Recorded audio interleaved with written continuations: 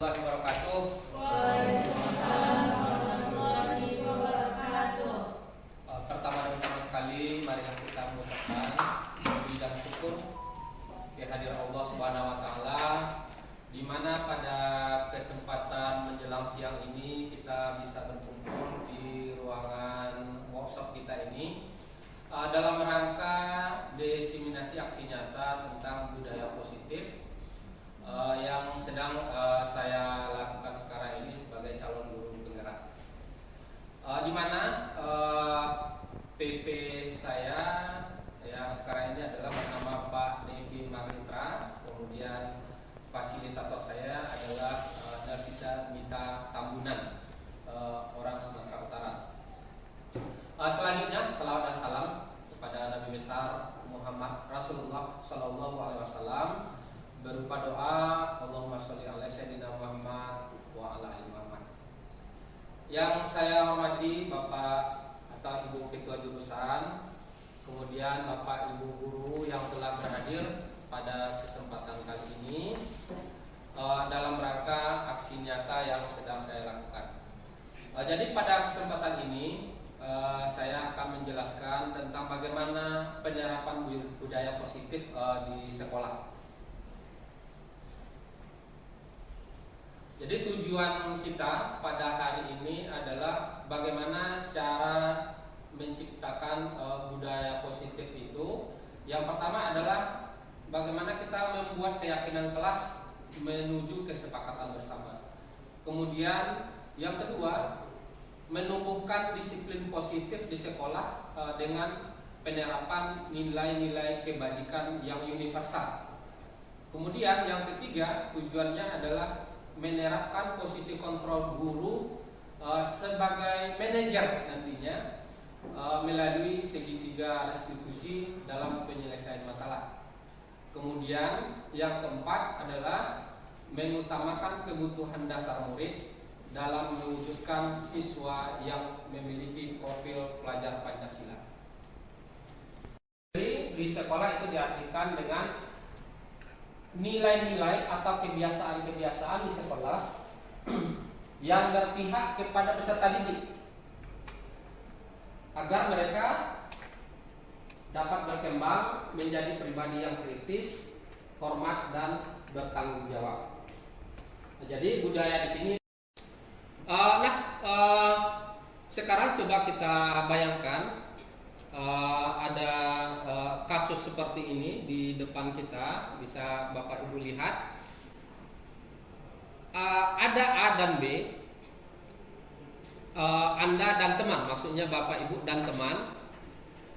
Sobeklah secari kertas kecil, tuliskan benda atau sesuatu yang sangat berharga bagi kita. Umpamanya letakkan di salah satu tangan Anda genggam benda itu atau sesuatu tersebut dengan skala daya. Buatlah sebuah kepala, artinya kita mengepalnya.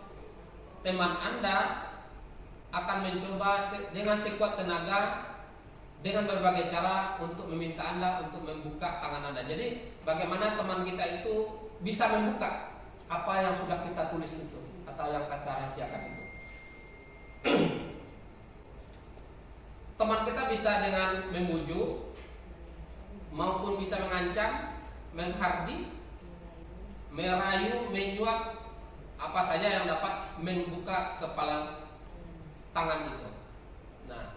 Nah itu kita bayangkan, jadi kita genggam, dia bisa mengancam kita, membujuk kita, atau merayu kita, atau menggelitik mungkin. Nah pokoknya dia bisa membuka tangan kita. Kira-kira apa yang terjadi? Nah, teman kita berusaha untuk membukanya. Nah, dengan segala caranya, apakah diancam? Nah, kira-kira apa yang akan terjadi? Nah, pertanyaannya adalah, apakah Anda atau teman Anda membuka kepala tangan Anda? Ya, jadi apakah Anda atau B maksudnya membuka kepala tangan Anda? Mengapa dibuka? Apa alasan Anda membuka kepala tangan Anda itu? Kalau kita buka berarti Kenapa kita buka? Apakah karena digelitik, karena diancam, dan seterusnya? Apakah kita menutupnya? Kepalan tangan itu mengapa dan kenapa alasannya? Berarti kita tetap menutup. Kemudian yang ketiga, dalam kegiatan ini sesungguhnya siapa yang memegang kendali. Jadi kita mau mengetahui siapa yang memegang kendali atau kontrol untuk membuka atau menutup kepalan tangan kita itu. Nah, jadi dari sini bisa kita lihat, ya, kita bisa saja membukanya atau menutupnya.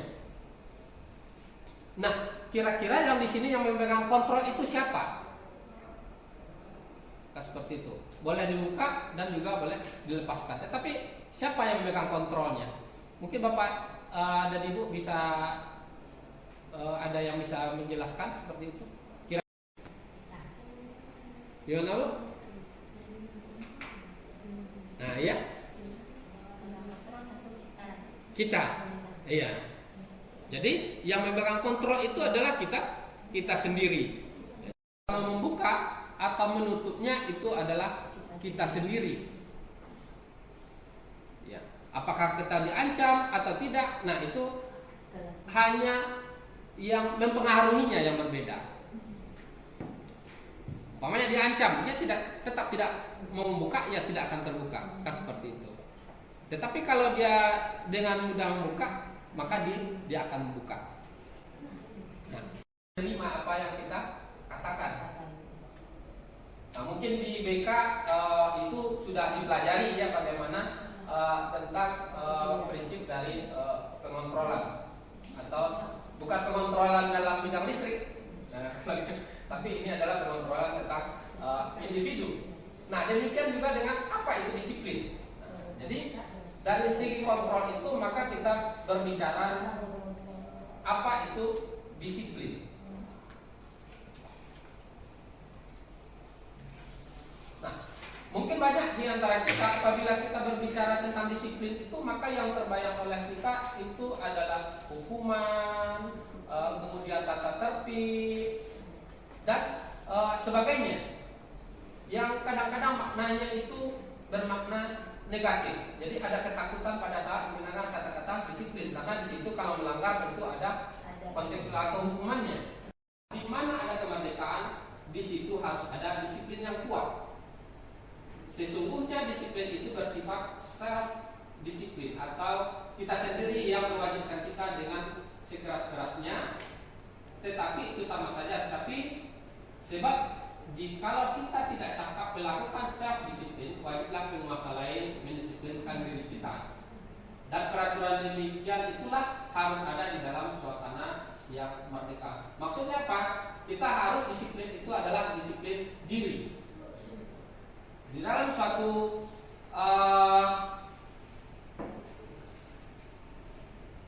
ini adalah secara umum, kalau dilihat di beberapa referensi, disiplin itu adalah kemampuan memerintah diri sendiri dalam mengontrol dan menguasai diri untuk memilih tindakan yang mengacu pada nilai-nilai yang kita hargai dengan penuh tanggung jawab tanpa perintah orang lain. Ya, jadi disiplin itu artinya adalah kita yang memerintahkan diri kita sendiri.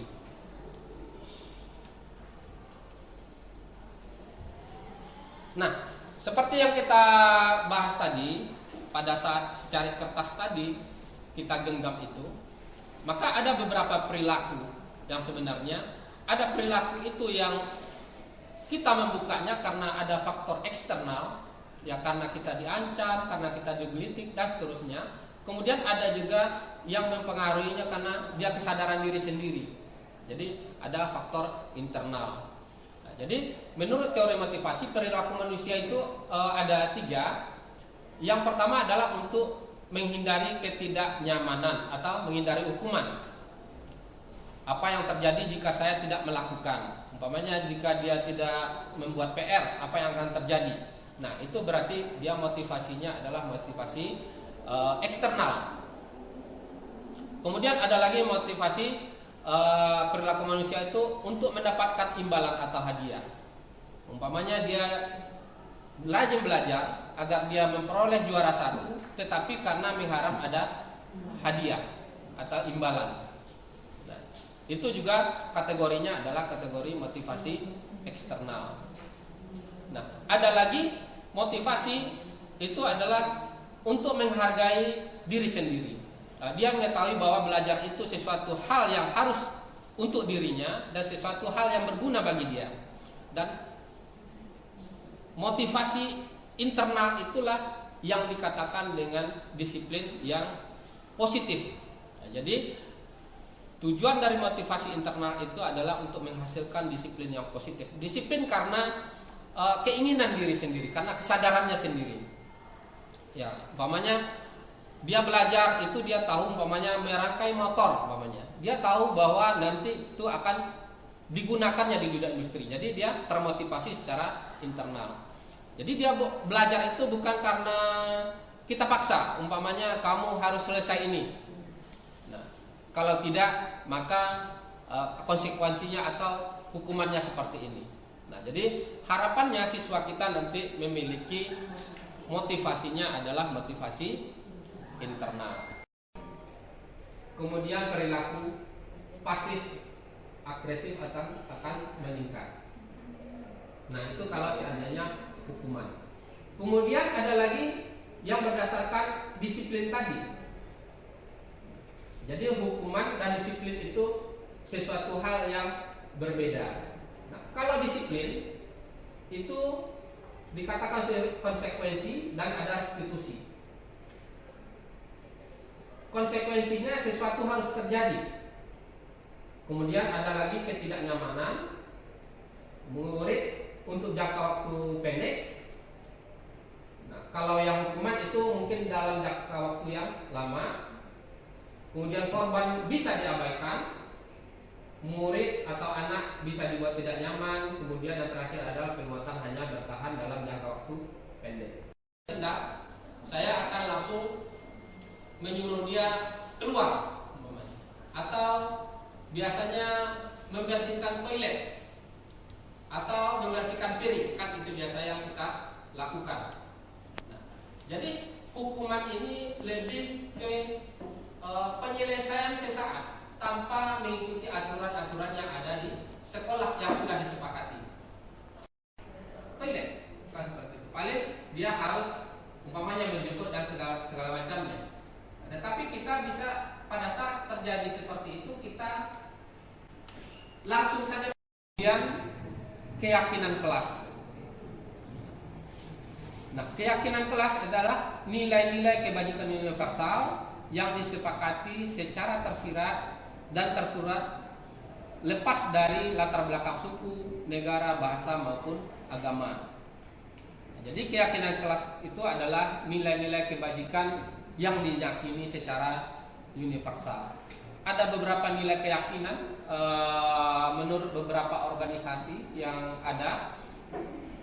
Kalau menurut profil pelajar Pancasila, nilai-nilainya itu seperti di depan, ada beriman, mandiri, bernegara kritis, berkebinekaan, gotong royong dan seterusnya. Nah, itu dikatakan dengan nilai-nilai kebajikan atau sesuatu yang kita anggap itu baik. Nah, itu dikatakan dengan nilai-nilai kebajikan. Selanjutnya, sebelum kita menerapkan, karena tujuan akhir kita adalah segitiga restitusi, ujungnya penyelesaian masalah dengan menggunakan segitiga restitusi, maka kita juga perlu memahami kebutuhan dasar manusia itu apa saja. Di sini ada 5 kebutuhan dasar manusia. Yang pertama adalah kebutuhan bertahan hidup. Nah, bertahan hidup ini contohnya kita butuh makan, butuh minum, kemudian butuh tempat tinggal, dan seterusnya. Jadi bagaimana kita bisa bertahan hidup, itu adalah kebutuhan dasar. Kemudian yang kedua adalah penguasaan. Jadi manusia itu perlu penguasaan, perlu pengakuan atas penguasaan yang sudah dimilikinya. Sebagai contoh, umpamanya siswa itu telah menguasai suatu bidang, umpamanya pemasangan instalasi listrik, pemasangan motor, umpamanya. Nah, kadang-kadang siswa yang sudah menguasai materi itu tentu dia akan mengganggu temannya.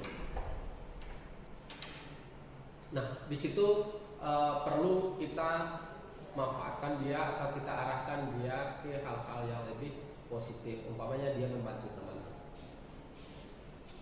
Kemudian yang ketiga adalah fungsi kebebasan.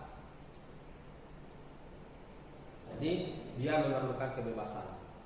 Selanjutnya fungsinya adalah atau kebutuhan dasar itu adalah kebutuhan kesenangan. Perlu untuk kesenangan. Kemudian yang terakhir adalah kebutuhan tentang kasih sayang dan rasa diterima. Jadi itulah kebutuhan dasar manusia yang melatar belakangi setiap perilakunya. Jika salah satu itu tidak terpenuhi, tentu akan terjadi masalah dengan orang itu. Umpamanya kalau dia kurang kebebasan, nah dia merasa terikat, nah biasanya dia akan memberontak dan seterusnya. Kemudian di dalam pengontrolan, nah di dalam kontrol siswa itu guru mempunyai 5 posisi kontrol. Yang pertama adalah guru itu sebagai penghukum. Artinya adalah orang-orang menjalankan posisi penghukum ini senantiasa mengatakan bahwa sekolah memerlukan sistem atau alat yang dapat lebih menekan murid.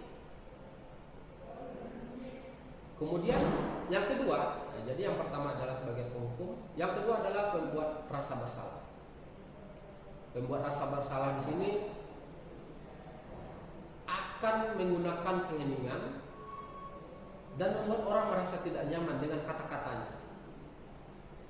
Nah, contohnya, apakah kamu tidak memikirkan apa yang sudah dilakukan oleh orang tuamu? Apakah kamu tidak iba atau apakah kamu tidak peduli nanti kalau seandainya bapak disakit atau bapak ditegur oleh kepala sekolah gara-gara kamu? Nah, itu merupakan contoh-contoh daripada perilaku ataupun juga posisi kontrol guru yang menunjukkan rasa bersalah atau pembuat rasa bersalah. Yang ketiga adalah teman.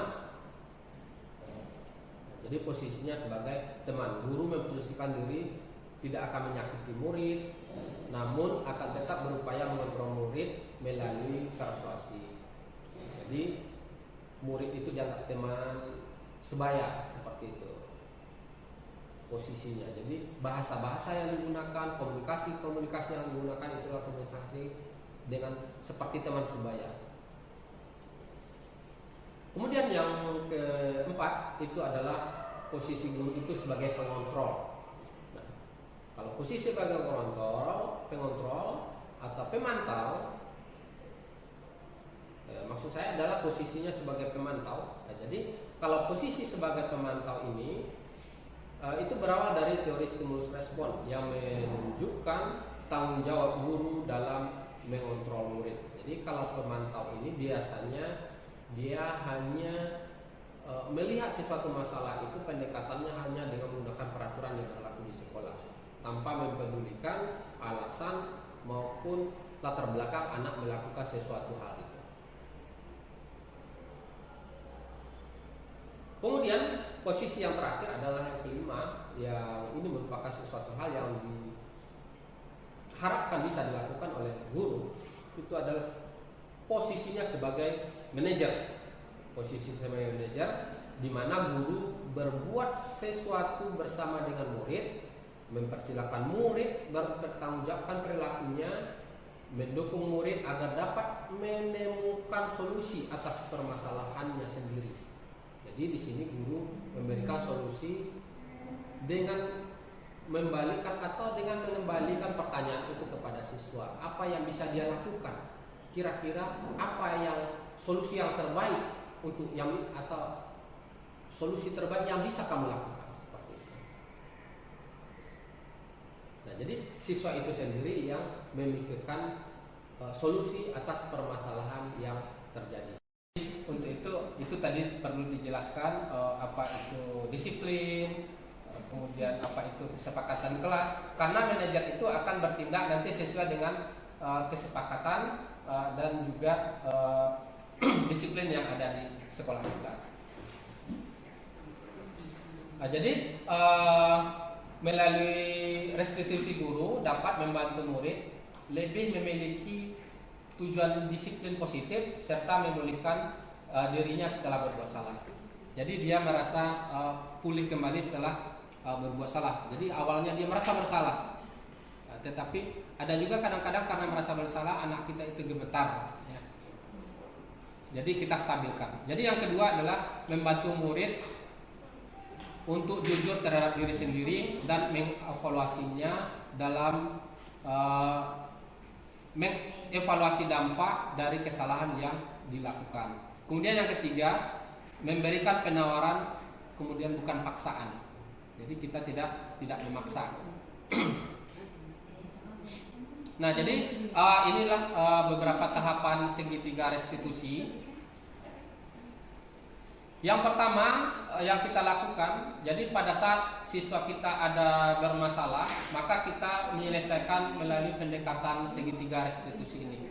Yang pertama adalah menstabilkan identitasnya. Jadi kita menstabilkan identitasnya. Kemudian validasi kebutuhan. Jadi kita validasi kebutuhan. Kemudian yang ketiga adalah menanyakan keyakinannya. Nah, ini yang kita pelajari tadi sebelumnya atau yang dijelaskan sebelumnya tentang keyakinannya.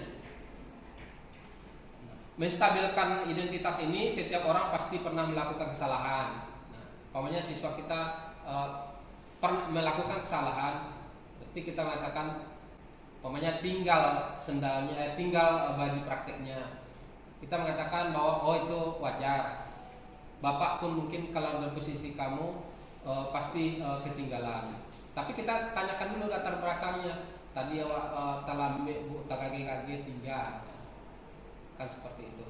Jadi kita stabilkan dulu. Menstabilkannya kita posisikan diri kita pernah melakukan kesalahan itu. Atau bisa juga dengan kata-kata kamu bukan satu-satunya yang pernah melakukan itu. Jadi setelah kita katakan itu, tentu emosi siswa kita akan stabil. Kemudian selanjutnya validasi kebutuhannya.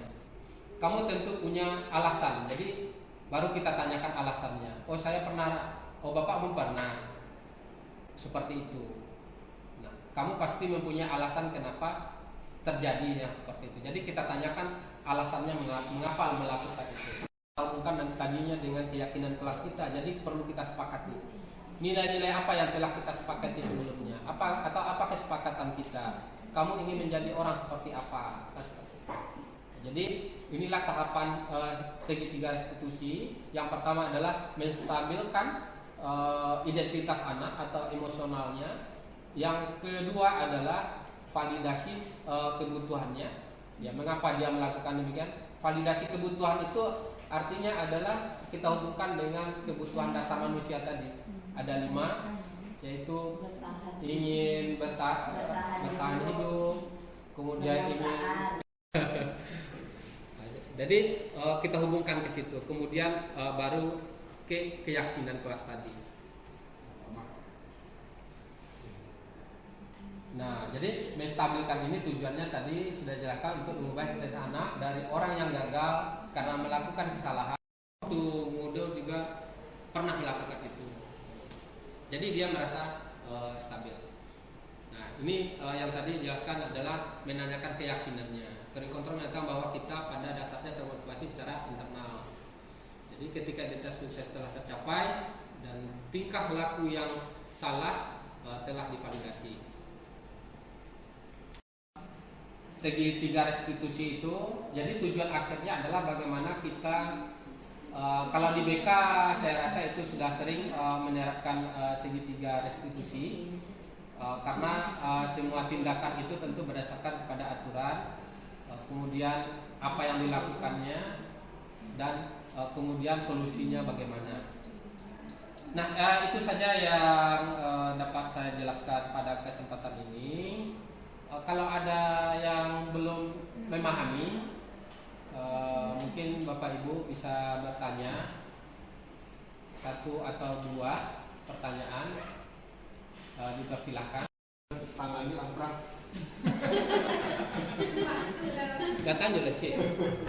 Paparannya dari paparan yang sudah disampaikan, ada yang ingin ditanyakan. Berarti kalau dari paparan yang sudah disampaikan tadi, kita sebetulnya harus menuju kepada restitusi. Berarti hukuman tidak kita ganti dengan restitusi atau konsekuensi harus dijadikan restitusi pada akhirnya. Karena dari paparan ini kayaknya restitusi ini lah yang paling tujuan akhirnya. Apa seperti itu yang diinginkan dari materi kita kali ini? Kita restitusi ini atau sebaiknya kita melakukan apa seperti itu. Memang sebaiknya dalam menyelesaikan seluruh masalah kesiswaan atau masalah siswa di sekolah ini, karena kita ingin menerapkan budaya positif. Jadi bagaimana kita menghindari hukuman. Jadi tidak ada lagi hukuman tadi seperti dijelaskan tadi adalah itu tidak ada di aturan, hanya spontanitas guru. Nah itu yang kita hindari ke depannya. Umpamanya seperti tadi kalau seandainya dia tidak memakai atribut yang kita tentukan, maka kita beri hukuman push up 10 kali. Maka seperti itu. Jadi itu dikatakan hukuman. Jadi spontanitas tidak ada itu di aturan. Tapi yang kita lakukan minimal seperti yang saya katakan tadi adalah kita menerapkan sebagai pemantau. Nah, kalau hukuman itu berbeda dengan konsekuensi. Kalau konsekuensi itu berarti sudah ada aturannya. Berarti konsekuensinya siswa itu harus tahu. Sedangkan kalau seandainya hukuman itu dadakan guru yang memberikannya. Itu tidak ada di aturan. Jadi kalau seandainya siswa terlambat, maka konsekuensinya siswa tidak boleh belajar seperti itu, atau siswa membersihkan ruangan seperti itu. Jadi pemantau itu dia menerapkan sesuai dengan aturan yang ada. Sedangkan tadi sebagai penghukum kita menerapkan hukuman itu tidak ada di aturan, hanya spontanitas guru. Jadi itulah yang kita hindari. Kita boleh memberikan hukuman, tetapi tidak dikatakan yang hukuman, tetapi itu adalah konsekuensinya. Dan seharusnya siswa itu sudah tahu konsekuensi apa yang dilakukannya. Nah, jadi untuk itu maka perlu di kelas itu kita membuat kesepakatan kelas, membuat aturan kelas. Jadi siswa itu nanti tahu konsekuensi kalau melakukan ini, maka dia akan mendapatkan seperti ini. Gitu. Jadi tujuan akhir kita bagaimana masalah ini kita selesaikan dengan menggunakan posisi kita menjadi. Jadi kalau bisa kita mencapai posisinya sebagai manajer, tetapi kalau tidak bisa sebagai itu, berarti kita pemantau, kita menerapkan aturan yang sudah ada. Gitu Bu. Kasus apakah kita mengeluarkannya itu ada hukuman atau tidak, seperti itu. Itu satu lagi surat perjanjian, kan kita ada surat perjanjian. Iya. Apakah boleh kita mengeluarkan surat perjanjian? Iya.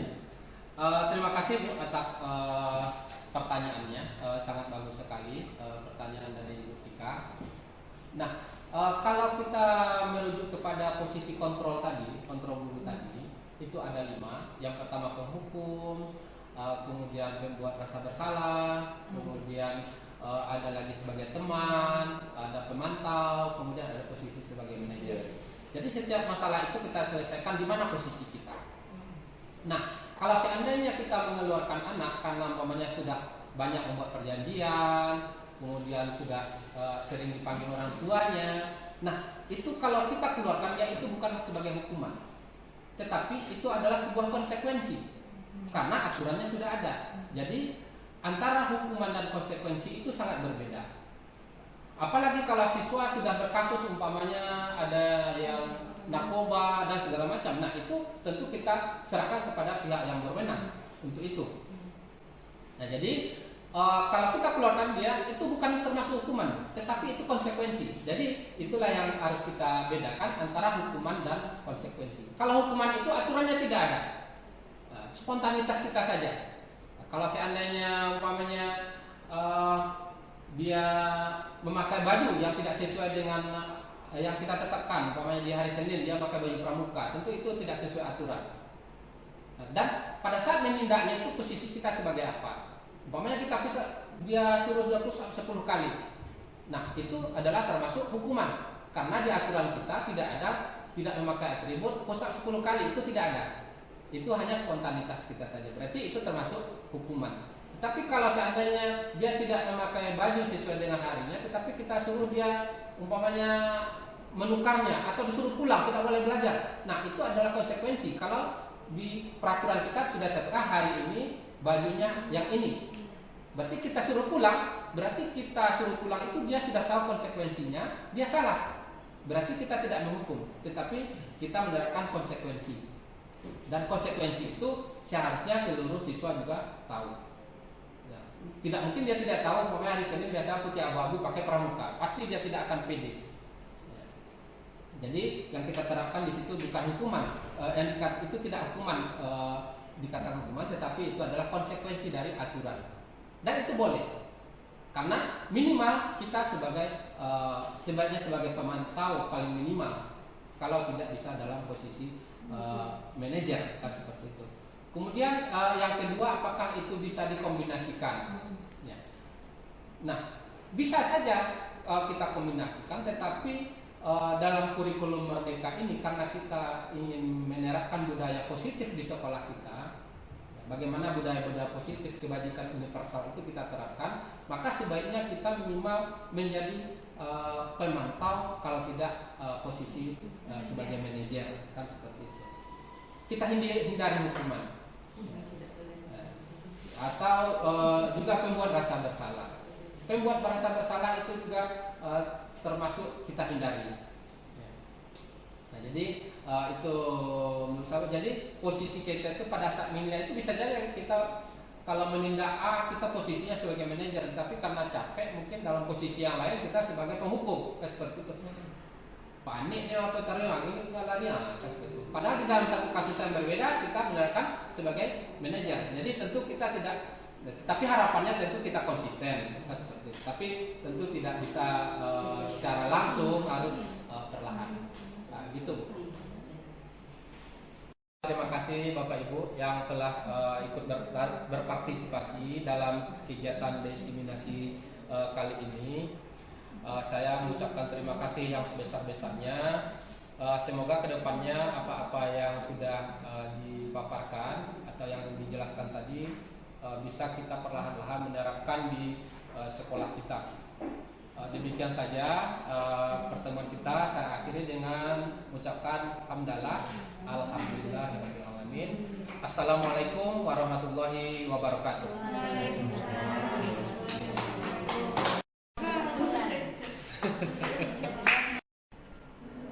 Baiklah, terima kasih atas perhatian Bapak dan Ibu sampai pada saat ini. Acara kita sudah. Baiklah, terima kasih atas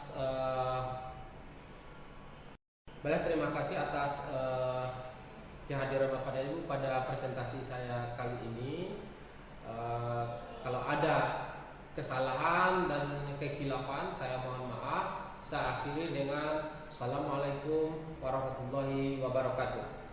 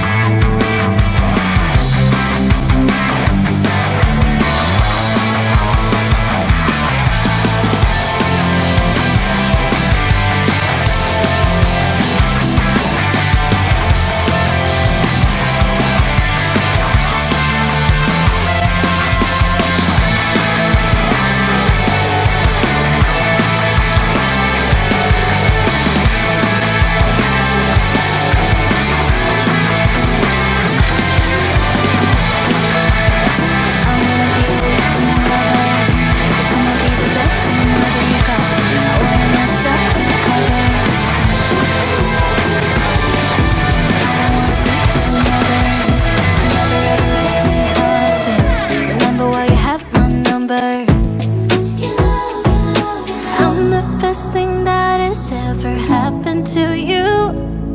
Here's your time to shine, now show me what you can do. The way my hands feel on your body, the way we're dancing in the dark. With every move I make, you're falling in love. The way my lips feel on your body, the way we're moving in the dark. With every breath we take, you're falling in love. I ain't got no time for romance, but baby I don't want to lead you on. Not looking for something steady, not ready for that. I'm the best thing that has ever happened to you. Here's your time to shine, now show me what you can do. Make a move, the way my hands feel on your body, the way we're dancing in the dark. With every move I make, you're falling in love.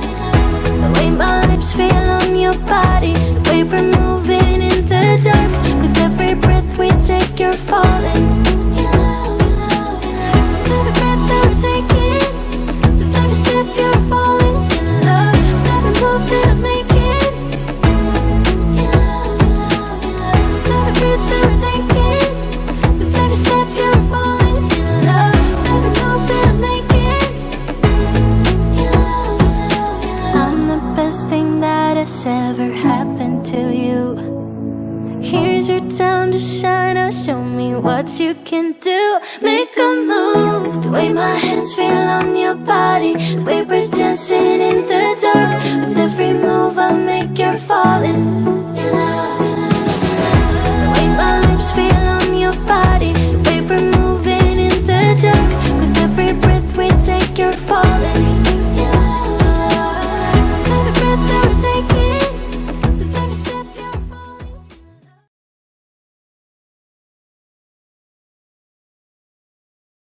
Waalaikumsalam. Bapak panggil saya, Pak. Ya silakan masuk.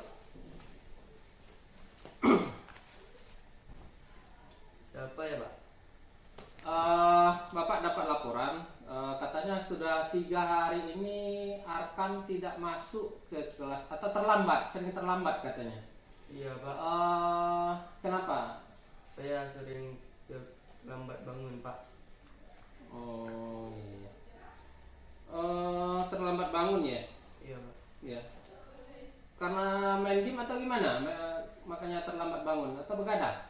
Iya, Pak. Akhir-akhir ini saya sering lambat bangun karena main game terlalu lama, Pak. Ya kalau menurut Bapak itu tidak, ya wajar lah untuk anak usia-usia kamu. Tetapi untuk kedepannya, kira-kira setelah apa yang kamu lakukan ini, agar kamu tidak menyalahi aturan dan juga tidak menyalahi komitmen kita, kesepakatan kelas kita. Nah, kira-kira agar kamu tidak terlambat karena terlalu lama main game itu, apa yang bisa kamu lakukan untuk mengatasi hal itu? Saya akan berusaha, Pak, agar saya tidak bermain game terlalu lama lagi, dan saya akan menyetel alarm untuk bisa bangun lebih awal. Gitu ya. Jadi kamu bisa nanti bangun lebih awal dan menyetel alarm ya. Usahakan. Nah, kira-kira di rumah yang bisa untuk mengingatkan Arkan agar tidak lama bangun atau dalam penyetelan alarm ini, siapa kira-kira yang bisa mengingatkan di rumah itu, Arkan? Ayah dan ibu saya bisa, Pak. Ayah dan ibu ya. Baiklah. Nah, Bapak berharap kedepannya Arkan bisa tidak terlalu lama main gamenya, karena Bapak rasa itu juga akan merusak kesehatan kita. Ya, tidak bagus juga dalam proses pembelajaran kita. Nah, kira-kira apa komitmen Arkan untuk kedepannya? Iya, Pak. Saya akan berusaha agar saya tidak terlalu lama main game, dan saya akan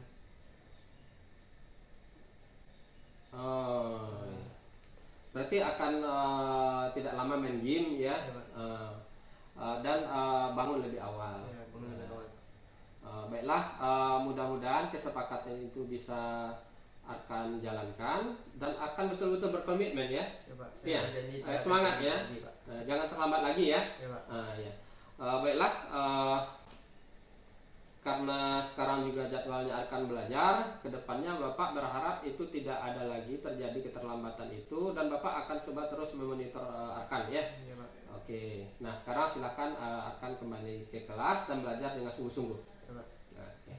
Terima kasih. Ya.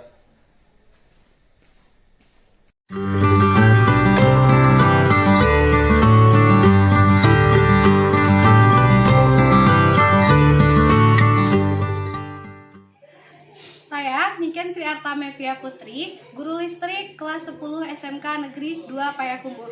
Setelah mendengar pemaparan Pak Asmeri Hadi tentang segitiga restitusi, dengan ini saya bertekad untuk membuat keyakinan di kelas dengan kesepakatan antara guru dan siswa agar pembelajaran di kelas berjalan seefektif dan seefisien mungkin. Dengan ini, segitiga restitusi, saya bertekad untuk membuat diri saya sendiri menjadi seorang manajer kepada anak-anak untuk kesepakatan di kelas. Terima kasih Bapak Asmeri Hadi atas ilmunya, luar biasa. Perkenalkan, nama saya Dori Intania, guru di jurusan listrik SMK Negeri 2 Payakumbuh. Setelah saya mengikuti pemaparan dan penjelasan dari Bapak Asmeri Hadi tentang penerapan budaya positif di sekolah, saya telah memahami pertama membuat keyakinan kelas dan kesepakatan kelas, lalu memahami posisi kontrol guru dan akan berusaha mencapai ke posisi manajer. Lalu saya juga akan menerapkan pendekatan segitiga restitusi saat menyelesaikan permasalahan yang dihadapi atau permasalahan yang dihadapi oleh siswa dalam lingkupan kelas nantinya. Sekian testimoni dari saya terhadap pemaparan Pak Asmeri Hadi di kelas. Pak Asmeri Hadi, oke. Assalamualaikum warahmatullahi wabarakatuh. Nama saya Muhammad Arkan dari 11 TITL 2. Dari setelah segitiga restitusi kemarin yang dilakukan oleh Pak Asmeri Hadi, sekarang saya lebih bersemangat dalam mengikuti pembelajaran dan berkomitmen akan mengikuti pembelajaran dengan bersemangat ke depannya. Demikian hasil testimoni dari saya. Assalamualaikum warahmatullahi wabarakatuh. I'm sick of lying here all alone and nearly sleepless at night. I'm honest, it's boring. 1,000,000 demons surrounding me, picking a fight. It's toxic. You were the best I ever had, but every second you were screwing me over, and now I'm done with it. I guess that there was no surprise.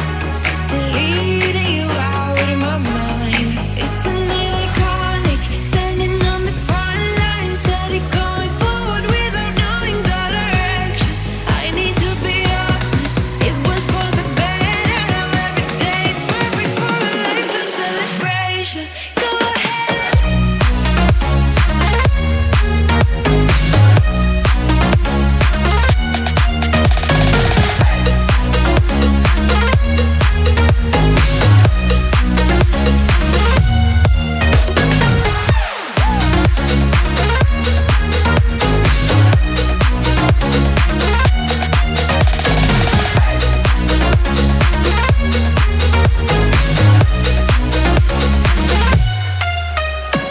Come tonight, I'm struggling, reminiscing about our good times, the good days, the good days. But good wasn't the only perspective of all the days that we had. We lost it.